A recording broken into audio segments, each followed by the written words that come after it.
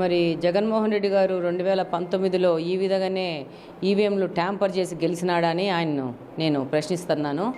ఆయన ఒక సీఎం హోదాలో ఉన్నాడు, 5 ఏళ్ళు పని చేసినాడు. ప్రజలకు అందుబాటు లేకుండా ఆయన ఒక మహల్లో కూర్చొని ఏ విధమైన రివ్యూలు లేకుండా, ఏ విధమైన మీడియా డిస్కషన్స్ లేకుండా ఒక్కసారి కూడా మీడియాతో ఆయన సమావేశాలు నిర్వహించుకోవాలి. పరిపాలన గురించి ఏ విధమైన ఎక్స్ప్లెనేషన్ ఇవ్వాల.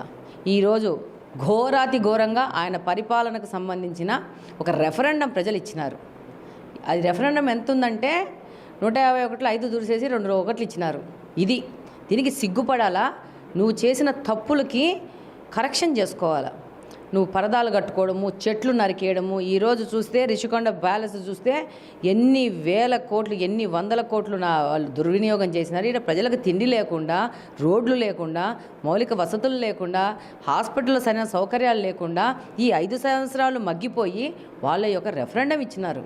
నువ్వేమో ఒకవైపున ప్రజలు ఇచ్చిన ఓట్లు వేసుకొని ఎక్కి అధికారంలోకి వెళ్ళి 5 సంవత్సరాలు ప్రజలను కలవకుండా, ఏవైనా రివ్యూలు పెట్టకుండా, ఏదో మళ్ళీ జీవిత శాశ్వతం నువ్వే ఏదో ముఖ్యమంత్రి అయిపోతావు అన్నట్టు రిషికొండలో అన్నీ పగలగొట్టి కొండలను కొరికి నువ్వు ప్యాలెస్లు కట్టుకొని ఈరోజు వచ్చేసేసి మాట్లాడుతున్నావు. ఫస్ట్ నువ్వు చెకింగ్ చేసుకొని కనీసము ఈ 5 ఏళ్ళు కనీసము నువ్వు చెక్ చేసుకుంటే రేపు ఏమన్నా రాజకీయాలు చేయడానికి, మళ్ళీ రాజకీయాల్లో కొనసాగడానికి అవకాశం ఉంటుంది. నాకు తెలిసినంత వరకు జగన్మోహన్ రెడ్డి గారి రాజకీయ జీవితం అంతమైందని నాకు అనిపిస్తూ ఉంది. అయితే మేడం, గత 2019 కావచ్చు, 2024 కావచ్చు, 2019లో 151 సీట్లు ఇప్పుడు మాజీ సీఎం అయిన జగన్మోహన్ రెడ్డి గెలుపొందినప్పుడు ఈవీఎం ట్యాంపరింగ్ అనే క్వశ్చన్ మీరు వేసినప్పటికీ కూడా దాన్ని ఖండించారు. అయితే ఇప్పుడు 2024లో కూటమి నేతలు దాదాపు 164 సీట్లు గెలిచారు. అది ప్రజా వ్యతిరేకతతోనే అసలు నిజంగానే ఈవీఎం ట్యాంపరింగ్ జరిగేదానికి అవకాశం ఉందంటారా? ఈవీఎం ట్యాంపరింగ్ జరగడానికి అవకాశమే లేదు. దాదాపు ప్రతి ఒక్క మిషన్ కొత్త మిషను, ప్రతి ఒక్క మిషన్లో కొత్త సిస్టమ్ తీసుకొచ్చారు. ఎలా తీసుకొచ్చారంటే మనం బటన్ నొక్కితే ఈవీఎం మిషన్లో పడ్డమే కాకుండా పక్కనున్న దాంట్లో ఆ యొక్క ఎవరికి ఓటేసామో దానికి సంబంధించిన గుర్తు వచ్చేసి ఒక పేపర్ కట్ వస్తుంది, డబుల్ చెకింగ్ అవుతుంది. సో దానికి ఛాన్సే లేదు. అంటే ఈ 5 సంవత్సరాలు ఒక త్రిశంకు స్వర్గంలాగా ఒక మాయ చూపించినట్టు ఇంకా ఏమి చెప్పుకోవడానికి లేదు. నీ యొక్క పరిపాలనను ప్రజలు అసహ్యించుకున్నారన్న దానికి ఇంకా నీకు వాయిస్ లేదు. కాబట్టి ఏదో ఒక సిస్టమ్ మీద నువ్వు అబాండ వేస్తావు. నేనైతే మాత్రము చెప్తున్నాను, 2019 తర్వాత ఎలక్షన్ తర్వాత నేను క్యాంపెయినింగ్ దాదాపు 10 నెలల నుంచి పోతున్నాను. వెళ్ళినప్పుడు నాకు ప్రజలు, అమ్మా మేము సైకిల్కు ఓటేసినా అది ఫ్యాన్కు పోయి పడింది, మేము వేసాము, ఈసారి అట్లా అవుతుందా అని సామాన్య ప్రజలు నాకు వాళ్ళ అనుమానం చెప్పినా కూడా నేను ఒకటే చెప్పాను, లేదమ్మా మీరు రాజశేఖర రెడ్డి గారి కొడుకు జగన్మోహన్ రెడ్డి గారు ఏదో చేస్తాడు అని ఎక్కువ శాతం మంది ఓట్లు వేయడం జరిగింది. అట్లా పోయే ప్రసక్తి లేదని, వాస్తవం కూడా అదే. ఆయన ఏదో చేస్తాడు, ప్రజలకు ఒక సేవ చేస్తాడు అనే ఒక ఉద్దేశంతో ఎంతో ఆశతో వాళ్ళు ఓట్లు వేయడం జరిగింది. కానీ ఆయనకిచ్చిన ఈ గొప్ప అవకాశాన్ని భగవంతుడు ఎంత జగన్మోహన్ రెడ్డి గారి వైపు ఉండి 151 సీట్లు ఇచ్చినారనే దాన్ని ఆయన గ్రహించకుండా, ప్రజలకు సేవ చేసే పెద్ద అవకాశాన్ని ఆయన వినియోగించుకోకుండా దుర్వినియోగం చేసి దురహంకారంతో భగవంతునితో ఈక్వల్, నేను భగవంతుని, నేను ప్రొవైడర్ని అని చెప్పేసి ప్రజలకి ముష్టి మెతుకులు దాల్చి ప్రజలని ఎంత అధ్వాన్నం అంటే అసలు తిండి లేవు కొంతమంది వాళ్ళకి. అసలు ఒక యువతను పట్టుకోండి, ఒక వ్యాపార వర్గాన్ని పట్టుకోండి, ఒక రోడ్ల పరిస్థితి పెట్టుకోండి, ప్రాజెక్టుల పరిస్థితి పెట్టుకోండి. ఈరోజు చంద్రబాబు నాయుడు గారు పోలవరం ప్రాజెక్టు మనకు చారిత్రాత్మకంగా చాలా అవసరమైంది.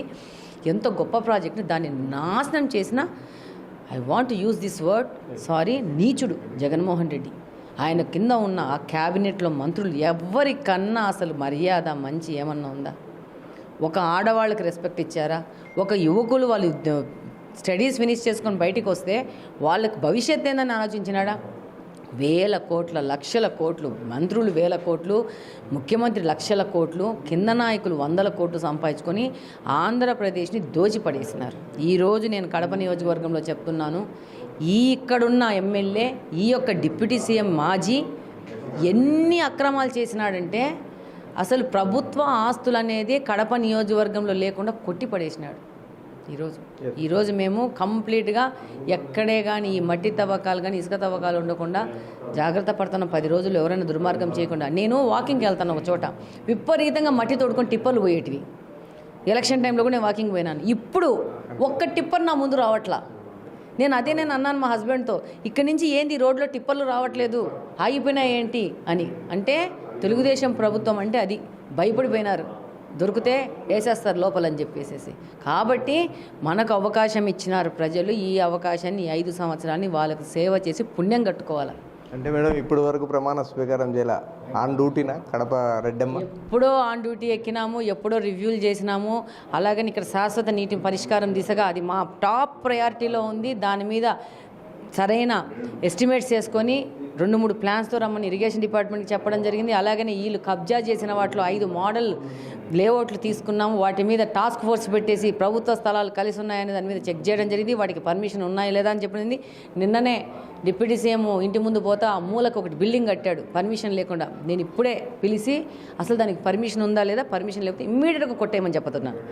మాకు రూల్స్ ఉన్నప్పుడు అందరికీ రూల్సే, అందరికీ రూల్స్ ఉన్నప్పుడు మాకు రూల్సే, అంతే. నేను తప్పను, ఎవరిని తప్పనియను, అంతే. For more videos like this, subscribe Big TV channel.